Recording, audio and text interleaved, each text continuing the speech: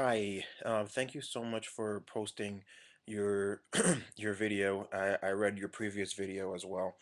Um, and I think that God is actually very much like um, justice or love or integrity in that it's something that's very different to most people when you get right down to it, and when you speak to most people about these things, they will give you very different responses, or they'll give you very different interpretations of what those things really mean to them, because who can really say, I don't think there's a universal definition of love, or there's a universal definition of integrity, or and these are not things that we can point to. They're not physical, they're not material, they're immaterial things that exist in our world.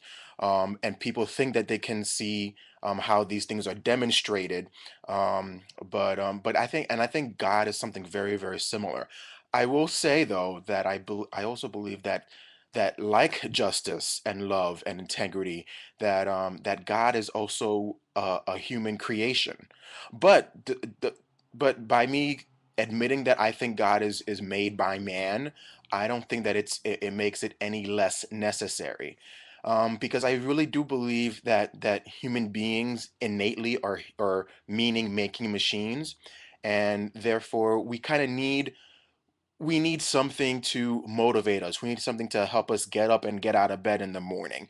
You know, whatever that may be for whoever it is, and I think God is one of those things. So so with that, I also say, so definitely try to keep your concept of God a little more liberal, a little more open. I too grew up very Baptist. I grew up um, Southern Baptist, if you will, and yeah, didn't really do much for me.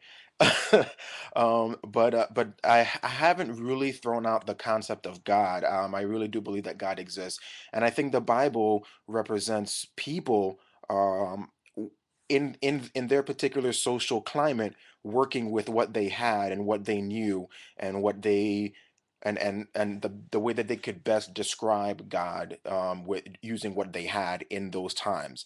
And surely you're far smarter than those guys writing the Bible way back then.